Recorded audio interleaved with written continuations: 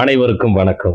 இந்த தற்குறி விஜயை பத்தி நான் ஒரு 2 வீடியோ போட்டிருந்தேன். அந்த வீடியோவோட கமெண்ட் செக்ஷன்ல சில பேர் கதறி வச்சிருந்தாங்க. எங்க தலைவர் யாருன்னு தெரியுமா? அவரையே நீ தற்குறின்னு சொல்றியா? அப்படி இப்படின்னு கமெண்ட் செக்ஷன்ல கதறி வச்சிருந்தாங்க.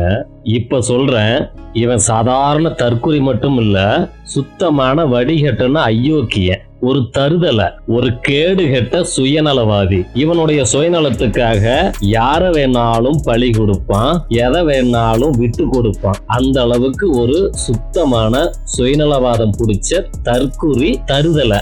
இதை ஏன் சொல்றேன் அப்படின்னா, உங்களுக்கு ஸ்ரீமதிங்கிற ஒரு பெயர் நினைவு இருக்கா? யார் இந்த ஸ்ரீமதி? விஜய்னா ரொம்ப பிடிக்கும், விஜய் ஃபேனுன்னு சொல்லலாம் அவளை. இந்த தற்குறியோட தீவிர ரசிகை. எந்த அளவுக்கு தீவிரம்னா, கள்ளக்குறிச்சி மாணவி ஸ்ரீமதி நடிகர் விஜயின் தீவிர ரசிகை என்றும், விஜயை விமர்சித்தால் ஸ்ரீமதிக்கு கோபம் வந்துவிடும் எனவும் ஸ்ரீமதியின் தாயார் செல்வி தந்தி டிவிக்கு அளித்த பேட்டியில் தெரிவித்துள்ளார். அந்த தீவிர ரசிகையோட இறப்புக்கு இந்த தற்குறி என்ன பண்ணனா, இந்த ஸ்ரீமதியோட இறப்புக்கு நீதி கேட்டு உலகம் முழுவதும் இருக்கிற அத்தனை தமிழர்களும் குரல் கொடுத்தாங்க. பலாயிரக்கணக்கான இளைஞர்கள் போராட்டம் நடத்தினாங்க. அந்த போராட்டத்தின் விளைவா அந்த பள்ளிக்கூடமும் தீக்கரையாக்கப்பட்டது. அங்க இருந்த பேருந்துகள், பள்ளிக்கூடத்தில் இருந்த பாட புத்தகங்கள் என எல்லாமே தீக்கரையாக்கப்பட்டது. ஒரு பெரிய போராட்டம், ஒரு பெரிய வன்முறை. இந்தியா முழுவதும் அத்தனை பேரும் பேசினாங்க. வட மாநிலங்கள் வரைக்கும் இந்த செய்தி பரவலாக பேசப்பட்டுச்சு. உலகம் முழுவதும் இருக்கிற தமிழர்கள் அத்தனை பேரும் கொதிச்சு போனாங்க. இப்படி ஒரு வன்முறையை எதிர்த்தும் மர்ம மரணத்துக்கு நீதி கேட்டும் அத்தனை தமிழர்களும் போராட்டம் நடத்திட்டு இருந்தாங்க.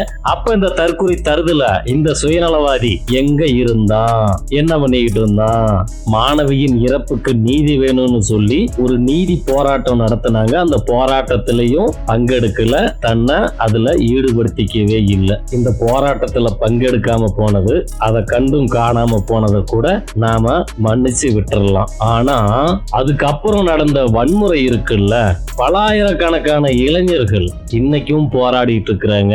எல்லாத்து மேலையும் வழக்கு இருக்கு. கிட்டத்தட்ட 1000 பேத்துக்கும் மேல வழக்கு பதிவு பண்ணிருக்கிறாங்க. எல்லாத்து மேலையும் சார்ஜ் ஷீட் போட்டாச்சு. அதுல என் பேரும் இருக்கு. அந்த மாணவியின் இறப்புக்கு நீதி கேட்டு எந்த போராட்டத்திலையும் நீ கலந்துக்கல, அது வரைக்கும் பிரச்சனை இல்லை. ஏன்னா மாணவியோட இறப்பு மர்மமா இருக்கு. ராத்திரி நேரத்துல நடந்துச்சு.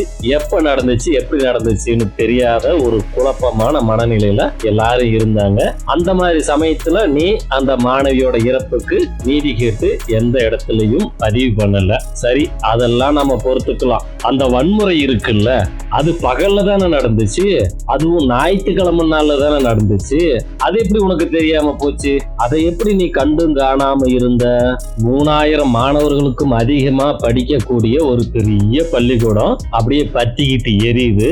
அங்க இருந்த 12 ஸ்கூல் பஸ், 3 டிராக்டர், காவல்துறையுடைய வாகனம், இப்படி எல்லாமே பத்தி எரியும் போது உலகமே திரும்பி பார்க்குது. அப்படி ஒரு சம்பவம் நடந்தப்போ நீ எவ கூட டுயட் பாடிட்டு இருந்த? நீ அந்த மாணவிக்காகவும் குரல் கொடுக்க வேண்டாம், பள்ளி தரப்புக்கு ஆதரவாகவும் குரல் கொடுக்க வேண்டாம். ரெண்டுக்கும் இடையில பலாயிரக்கணக்கான இளைஞர்கள் பாதிக்கப்பட்டாங்கல்ல, அவங்க பக்கம் நீ நின்றுக்கணுமா வேண்டாமா? அவங்களுக்கு உன்னுடைய அறிவுரையை சொல்லி இருக்கணுமா வேண்டாமா? இத்தனை ஆயிரம் பேர் இதுல ஈடுபட்டு இருக்கீங்களே, உங்க வாழ்க்கையெல்லாம் வீணா போயிடாதா? இனிமே இப்படி ஒரு சம்பவம் நடக்க கூடாது, இனி யாரும் இந்த மாதிரி வன்முறையில ஈடுபடக்கூடாது அப்படின்னு நீ ஒரு அறிவுரையை சொல்லி இருக்கணும்ல. இன்னைக்கு நீ அடிக்கடி சொல்றிய, உச்சத்தை விட்டுட்டு வந்திருக்க, உச்சத்தை விட்டுட்டு வந்து அந்த உச்சத்துல தூக்கி வச்சது இந்த இளைஞர்கள் தானே. அவங்க போட்ட பிச்சை காசுல தான்றா நீ இவ்வளவு பெரிய கோடீஸ்வரனான. அந்த இளைஞர்கள் இல்லைன்னா நீ எப்படி இவ்வளவு பெரிய உச்சத்துக்கு போயிருப்ப? இத்தனை ஆயிரம் கோடி நீ சொத்து சேர்த்திருப்ப. உனக்கு வாழ்க்கை கொடுத்ததே இந்த இளைஞர்கள் தானே. அப்படி உன்னை வாழ வச்ச தெய்வம்டா அந்த இளைஞர்கள் எல்லாம். எத்தனை ஆயிரம் இளைஞர்கள் இன்னைக்கு வாழ்க்கையை தொலைச்சிட்டு நிக்கிறாங்க. அந்த சம்பவத்தில் ஈடுபடுறதுக்காக 1000 பேத்துக்கும் மேல FIR, எல்லாத்து மேலையும் வழக்கு பதிவு பண்ணியாச்சு, நீதிமன்றத்துக்கு ஒப்படைச்சாச்சு. இப்ப எல்லாம் நீதிமன்றத்துக்கு வாய்தாவுக்கு நடந்துகிட்டு இருக்கிறாங்க. நாளைக்கு சாப்பாட்டுக்கு வழி இல்லாத இளைஞர்கள் தான் இந்த ஆயிரக்கணக்கான பேரும். அப்போ அந்த ஆயிரக்கணக்கான இளைஞர்களை பத்தி நீ கவலைப்பட்டியா? ஒரு சம்பவத்துல இத்தனாயிரம் பேர் இப்படி சம்பந்தப்பட்டிருக்காங்களே. இந்த வன்முறை தவறானது. இப்படியான வன்முறையில இளைஞர்கள் ஈடுபடக்கூடாது. உங்க ஹீரோ சொல்றேன், நீங்க கேளுங்க அப்படின்னு எந்த இடத்துலயாவது அந்த இளைஞர்களை நல்வழிப்படுத்தணும் அப்படின்னு உனக்கு தோணுச்சா? தற்குறி பயில உனக்கு தோணுச்சாடா? இன்னைக்கு திடீர்னு வந்து எலெக்ஷன்ல நின்னுகிட்டு நான் திரிசாவுக்காக சிஎம் ஆகணும், நீங்க எனக்காக ஓட்டு போடுங்க, நீங்க எனக்காக ஓட்டு போடுங்க, நான் திரிசாவுக்காக சிஎம் ஆகணும் அப்படின்னு இன்னைக்கு வந்து கெஞ்சிக்கிட்டு நிக்கிறையே. அன்னைக்கு ஒரு வார்த்தை, எனக்காக யாரும் வன்முறையில் ஈடுபடாதீங்க, எனக்காக யாரும் தப்பு பண்ணாதீங்க அப்படின்னு நீ சொல்லியிருக்கணும்ல. என்னைக்காவது இளைஞர்களை பத்தியோ இந்த சமூகத்தை பத்தியோ சிந்திச்சிருக்கியா? அதுக்காக குரல் கொடுத்திருக்கியா? உன் படத்துல எத்தனை கோடி வசூல் ஆகுது, அது மட்டும்தான் உன்னோட எய்மா இருந்துச்சு. சம்பாதிக்கணும் சம்பாதிக்கணும், எப்படியாவது ஒரு 100 ரூபாய் டிக்கெட்டை 3000 ரூபாய்க்கு வித்தாலும் பரவாயில்ல, ஒரு படத்துக்கு எத்தனை கோடி வருதுன்னு கோடிகளை மட்டுமே தான் நீ எண்ணிக்கிட்டு இருந்தியே தவிர இந்த சமூகத்தை பத்தி என்னைக்காவது எந்த இடத்துலயாவது சிந்திச்சின்னு சொல்லு. எந்த இடத்துலயாவது இந்த சமூகத்தை பத்தி நீ கவலைப்பட்டிருக்கியா? இந்த சமூகத்துல இப்படி ஒரு பிரச்சனை இருக்கு, கவலைப்பட்டிருக்கியா? அதை பத்தி பேசியிருக்கியா? எந்த ஒரு சம்பவத்தை பத்தியும் நீ கவலைப்பட்டதே கிடையாது. ஏன்னா உனக்கு இந்த சமூகத்தின் மீது துளியும் அக்கறை கிடையாது. நீ ஒரு சுயநலவாத தற்குறி. இந்த சமூகத்தின் மீது துளியும் அக்கறை செலுத்தாம திடீர்னு இன்னைக்கு வந்துட்டு என் திரிசாவுக்காக என்ன சிஎம் ஆக்குங்க, என்ன சிஎம் ஆக்குங்க அப்படின்னு அப்படியே கெஞ்சிக்கிட்டு நிக்கிற.